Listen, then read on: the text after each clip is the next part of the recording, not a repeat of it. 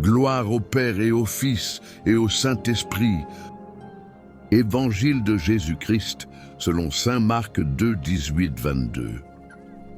En ce temps-là, comme les disciples de Jean le Baptiste et les pharisiens jeûnaient, on vint demander à Jésus pourquoi, alors que les disciples de Jean et les disciples des pharisiens jeûnent, tes disciples ne jeûnent-ils pas? Jésus leur dit, les invités de la noce pourraient-ils jeûner pendant que l'époux est avec eux? Tant qu'ils ont l'époux avec eux, ils ne peuvent pas jeûner. Mais des jours viendront où l'époux leur sera enlevé. Alors, ce jour-là, ils jeûneront. Personne ne raccommode un vieux vêtement avec une pièce d'étoffe neuve. Autrement, le morceau neuf ajouté tire sur le vieux tissu et la déchirure s'agrandit.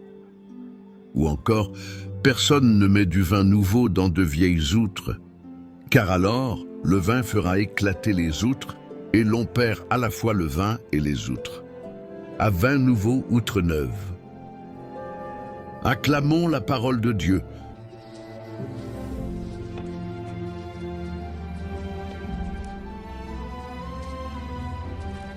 Ce passage de l'Évangile selon saint Marc aborde plusieurs thèmes profonds, mais il converge vers une idée centrale, la nouveauté radicale apportée par la venue de Jésus et la transformation qu'elle demande dans nos vies. La question du jeûne et la présence de l'époux. Les disciples de Jean et les pharisiens observent des pratiques rigoureuses comme le jeûne, signe d'attente et de pénitence. Mais Jésus souligne que ses disciples vivent un temps unique, sa présence parmi eux. Ils se comparent à l'époux, et leur temps est celui de la fête et de la joie, comme lors d'un mariage. Pour nous, aujourd'hui, Jésus nous rappelle que la foi n'est pas seulement une question de rite ou de tradition. Elle est une relation vivante avec lui. Tant que nous marchons avec Jésus, nous sommes invités à vivre dans la joie de cette présence, tout en restant conscients qu'il y a des moments pour le jeûne et l'attente, surtout quand nous ressentons un éloignement spirituel. 2. Le vieux et le neuf. Une incompatibilité. Les deux paraboles sur le vêtement et le vin illustrent que la nouveauté apportée par Jésus ne peut pas simplement être ajoutée ou ajustée à ce qui est ancien.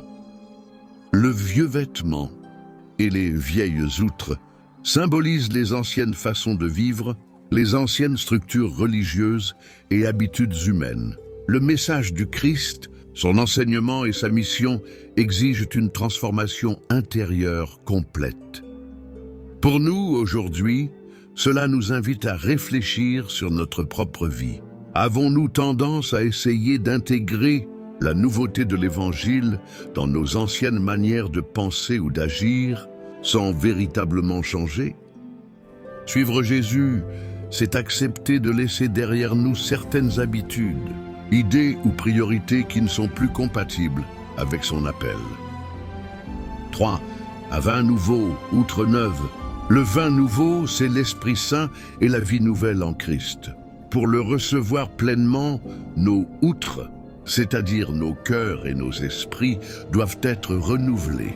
Si nous restons rigides ou fermés, nous risquons de craquer sous la pression de cette nouveauté. Pour nous aujourd'hui, cela nous invite à la conversion. Jésus veut transformer notre cœur pour qu'il devienne souple et ouvert à sa grâce. Il ne s'agit pas seulement de s'adapter un peu, mais d'accepter une transformation profonde pour vivre pleinement notre foi. Ce passage nous enseigne que la venue de Jésus marque un tournant décisif, une invitation à la joie de sa présence et un appel à une vie nouvelle. Nous ne pouvons pas accueillir le Christ tout en restant attachés à nos anciennes habitudes ou façons de penser. Cela demande une ouverture, une disponibilité et une confiance en lui pour qu'il renouvelle notre vie. C'est un appel à abandonner l'ancien pour entrer pleinement dans la nouveauté de son amour. Comment ce message résonne-t-il pour toi aujourd'hui? La paix du Christ soit avec vous. Père, Fils et Saint-Esprit,